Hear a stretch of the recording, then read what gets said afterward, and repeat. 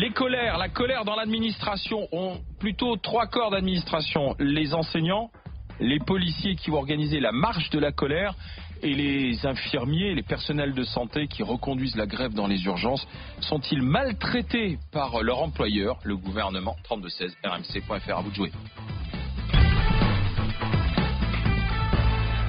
On a vécu les 24 derniers mois, c'est pas moins de 6 collègues qui appartenaient au département, toutes directions confondues, mais qui travaillaient sur le département, qui se sont suicidés. Le rythme horaire, la pression hiérarchique fait partie effectivement des problématiques par rapport à tout ce fléau qui touche notre métier depuis maintenant le début de l'année. Notre administration veut imposer une expérimentation de cycle de travail sur la voie publique de 12h08 qui serait dangereux et pour les policiers et pour la sécurité. L'une des clés pour pouvoir essayer d'endiguer ce fléau qui est le suicide dans la police, c'est le bien-être des policiers au travail, et le cycle de travail est une des clés.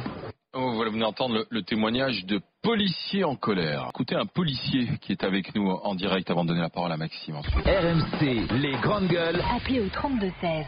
Grégory Joron, bonjour. Bonjour. Syndicat Unité SGP Police, Grégory Joron. Donc la marche de la colère, pourquoi franchir ce cap supplémentaire après le barbecue de la colère au cœur de l'été?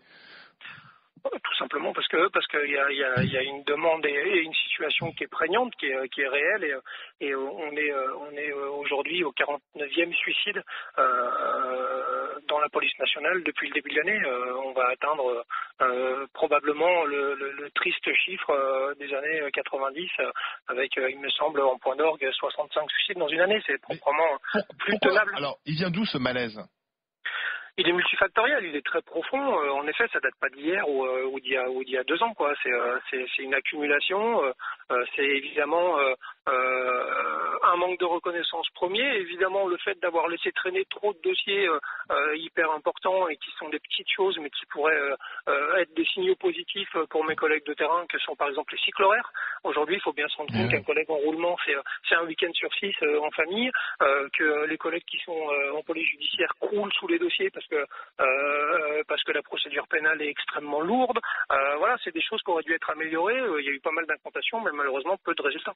Et en fait, on a l'impression qu'il faudrait vraiment des réformes structurelles à chaque fois. Les urgences, mais on voit bien qu'Agnès Buzyn ne se lance pas dans une vraie réforme structurelle. La police aussi, Christophe Castaner, n'annonce pas aussi. Voilà, c'est ce qui manque, c'est qu'il faut réorganiser les choses en fait. Oui, et nous, on est totalement pour, honnêtement. Il y a un moment donné, il faut un électrochoc pour la police nationale. Ouais.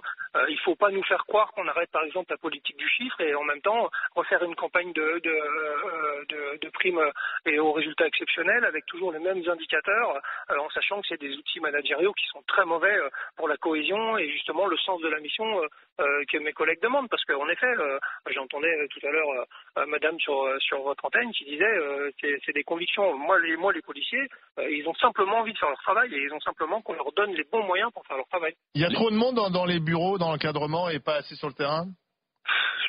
Non, je suis pas. Non, il manque de policiers tout court. Il y a des politiques qui ont été mortifères pour la police nationale. C'est une réalité.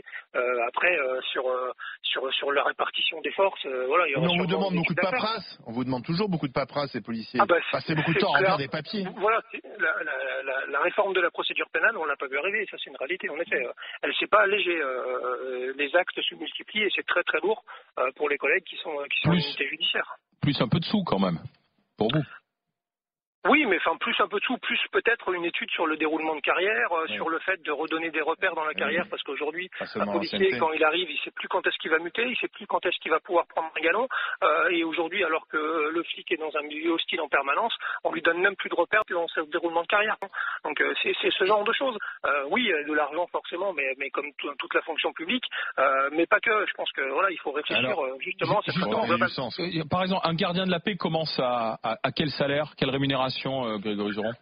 Un gardien de la paix à l'école commence à 1 500 € par mois environ.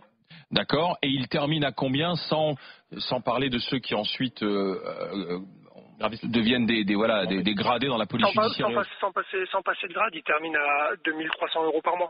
Comme les profs. Après combien? Donc c'est 35 ans de carrière ou 40 ans de carrière, quoi, en fait, c'est ça? Oui, après une trentaine d'années de carrière. Merci Grégory Joron. Voilà. Retrouvez toute notre actualité sur videopolice.com, la chaîne YouTube d'Unité SGP Police.